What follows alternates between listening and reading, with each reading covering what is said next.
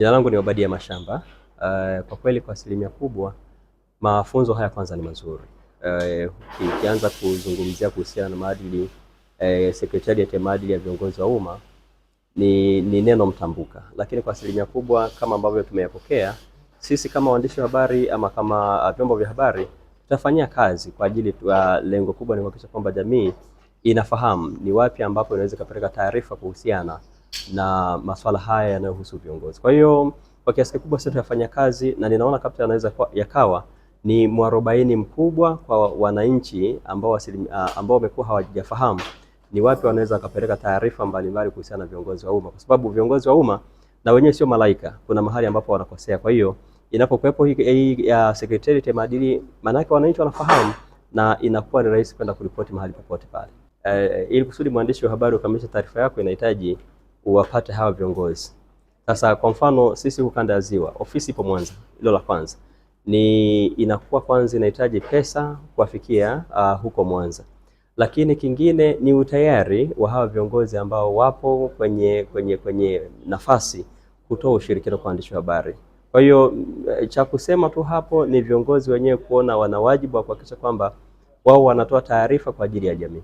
Mimi naitwa Devota Martin kutoka Radio Fadeco ipo Karagwe. Kwa elimu ambayo nimeipata, kwa kweli nitakwenda kufanya kama vile nimeanza upya kazi, kwa sababu hii Secretariat ya maadili kwa viongozi wa umma imeonekana kwamba hata kwenye jamii wananchi walikuwa waelewi, lakini elimu ambayo sisi tumeipata kama vyombo vya habari ambavyo ni nguzo kubwa kwenye jamii ni kitu ambacho kitatupa kichocheo kikubwa kabisa kwenda kuielezea jamii masuala yao ambayo yalikuwa ni magumu kuyawasilisha waweze kuyatoa, kwa sababu tumeona kwamba kuna wananchi walikuwa hawajui kwamba kuna sehemu ya kuweza kutoa maoni yao ama kutoa kero zao na wao wakasikilizwa. Maana wengi walikuwa wanajua kwamba viongozi walioko madarakani wao hawawezi kutolewa maoni yoyote, walikuwa wanakubaliana na kila chochote kinachokuja. Mwingine anakuwa na dukuduku ya kutoa, lakini anajiuliza ni wapi apeleke. Lakini kwa elimu ambayo nimeipata kama mwandishi wa habari, kwanza nitaifikisha kwenye jamii kwa wananchi waweze kuelewa, na kisha na wao wawe na uwezo wa kuzungumza ili matakwa yao yafanyiwe kazi. Mohamed Ramadhani Makonda ni mwandishi wa habari kutoka mkoa wa Kagera. Leo tumefundishwa hasa kuifahamu Secretariat ya maadili ya viongozi wa umma hasa kwa kanda ya Ziwa. Kwa kile ambacho mimi nimekipata kama mwandishi, nitakachoenda kukifanya kwanza ni kusaidia jamii ama wananchi wa kanda ya Ziwa wafahamu umuhimu wa maadili ulivyo muhimu kwa viongozi wa umma. Lakini pili, wasaidie kwa kushirikiana na Secretariat ya maadili kanda ya Ziwa ya viongozi wa umma kuripoti zile changamoto ambazo viongozi kama ambavyo tumeambiwa kwamba kiongozi anatakiwa atende kwa usahihi. Kwa hiyo kuripoti zile changamoto ambazo wanakutana nazo na zinazowasababisha wasipewe huduma bora na viongozi hawa wa umma. Kwa hiyo nitaenda kutengeneza taarifa, vipindi pamoja na vipeperushi mbalimbali kwa ajili ya kuweza kusogeza hilo daraja la wananchi na Secretariat ya maadili ya viongozi wa umma ili kuweza kupata msaada, lakini pia kukutana na zile kero waziripoti, na mwisho wa siku tunachotaka kwamba viongozi wawajibike kulingana na taratibu na kanuni zinavyowataka za utumishi wa umma na huduma bora wananchi waweze kuzipata.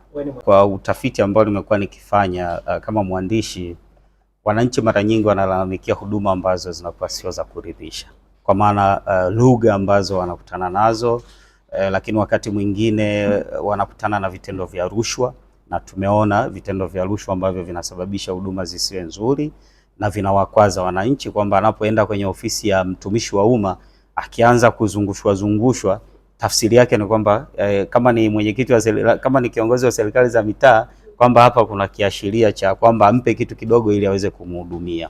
Lakini jambo lingine tunalokutana nalo ni swala la ni kama viongozi wanatafsirika kama ni viongozi maslahi, watu wa tamaa ya mali. Kwa hiyo unakuta mwisho wa siku wanashindwa kuwahudumia wananchi ipasavyo. Kwa hiyo ni vitu ambavyo hata hapa pia tumepitishwa kwamba wananchi wanatakiwa viripoti ili wenzetu wa Secretariat ya maadili ya viongozi waweze kuchukua hatua na kuweza kuwaweka katika mstari wa kuwatumikia Watanzania ipasavyo. Naitwa Godson Peter Kweka, mkuu wa kanda ya Ziwa, Secretariat ya maadili ya viongozi wa umma. Tumekutana leo na waandishi wa habari, kwanza kwa lengo la kuwajengea uwezo kuhusu taasisi yetu ya Secretariat ya maadili ya viongozi wa umma, ili waweze kujua taasisi hii ni taasisi gani na majukumu gani ambayo tunafanya.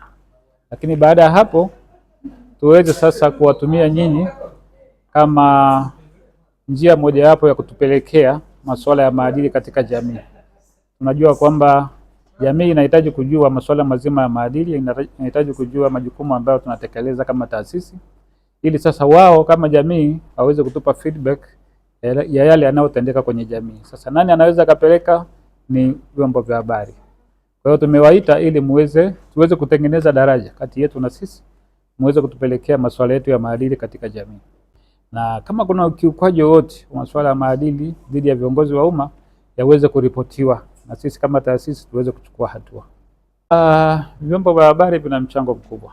Kama nilivyosema, masuala ya maadili yanahitaji kufika kwenye jamii. Sasa yanafikaje? Ni kupitia vyombo vya habari.